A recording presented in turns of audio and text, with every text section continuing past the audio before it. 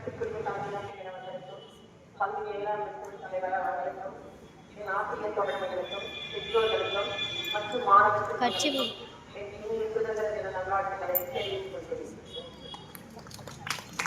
கொண்டிருக்கிறேன்.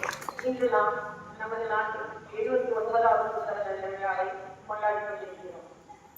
நம் இந்திய திருநாட்டில் எத்தனையோ விழாக்களை கொண்டாடினோம். தீபாவளி, பொங்கல், கிறிஸ்துமஸ், ரம்ஜான் என்ற எத்தனையோ விழாக்கள் நாம் கொண்டாடினோம். ஆனால் நம் இந்தியன் அனைவருக்கும் ஒரு திருவிழா இருந்தால் அது நமது சுதந்திர தின விழா. இன்று இந்திய நாடு முழுவதும் இந்த திருவிழா மிக கோலாகலமாக கொண்டாடப்பட்டுக் கொண்டிருக்கிறது. நம் இந்திய தலைவர்கள் கொடியேற்றுதல், உரைகள் வாய்ப்பு, நடனங்கள், பட்டிமன்றங்கள், பேச்சுகள், பரிசுகள் என்று மிக புத்தகமாக நடைபெற்றுக் கொண்டிருக்கிறது.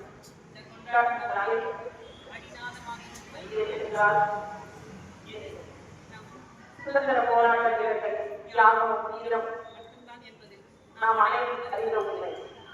இன்று நாம் அனைவரும் கொண்டாடும் சுதந்திரம் என்பது நமக்கு வெகு எளிதில் கிடைத்த ஒன்று அல்ல.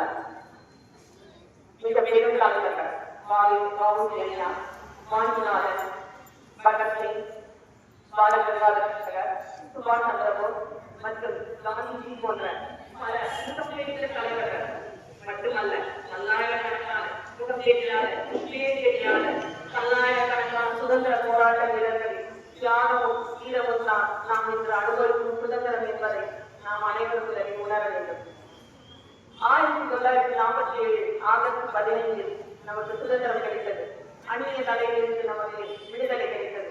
ஆனாலும் இந்த ஒன்றுபட்ட இந்தியா உருவாக பல ஆண்டுகளான பல போர்கள், பல்வேறு போராட்டங்கள், பேச்சுவார்த்தைகள், தியாகங்கள் இவை அனைத்தையும் கடந்துதான் நம் இந்தியா இன்று உருவாகியுள்ளது. இவ்வளவு போராடி பெற்ற சுதந்திரத்தை நாம் பாதுகாக்க வேண்டிய நிலையில் உள்ளோம். ஆகவே நம் அனைவரும் முதல் கடமையாக பணிகளை செய்திட வேண்டும் என்ற கடமை நம் அனைவருக்குமே உள்ளது. இன்று இந்த சுதந்திர தினத்தை நம் சுதந்திர போராட்ட வீரர்களுக்கு நன்றி கூறவும் அவர்களது மதிப்புகளை போற்றவும் நமக்குரிய ஒரு வாய்ப்பாக நாம் பயன்படுத்திக் கொள்ள வேண்டும். தேசிய கொடி ஏற்றவும், ஒற்றுமையின் உணர்வை போற்றவும், நம் வீர கதைகளை நினைவு கூறவும் இதை ஒரு வாய்ப்பாக நாம் கருத வேண்டும்.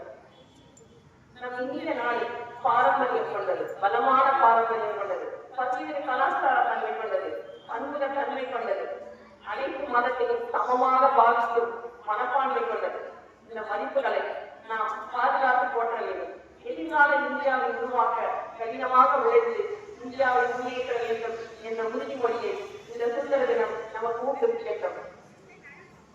வலிமையான ஒன்றுபட்ட பாரதம் என்ற நம் சுதந்திர போராட்ட வீரர்களின் கனவை நாம் மெய்ப்பிப்போம். 30 கோடி முகமுடையான், மொழிபுற ஒன்றுடையான், இவன் தெற்கும் மொழி 18 என் சிந்தனை ஒன்றுடையான் என்ற பாரதியின் வரிகளை நாம் மெய்ப்பிக்க வேண்டும். ஆகவே மாணவர்களே, நாம் இன்று ஒரு உறுதிமொழி ஏற்போம். நாம் அனைவரும் இந்திய குடிமக்களாக, சிறந்த குடிமக்களாக இருப்போம். இந்திய முன்னேற்றத்திற்கு நம்மால் என்ற பணிகளை செய்வோம் என்ற உறுதிமொழி ஏற்போம். வாழ்க பாரதம், வளர்க்க நம் நாடு.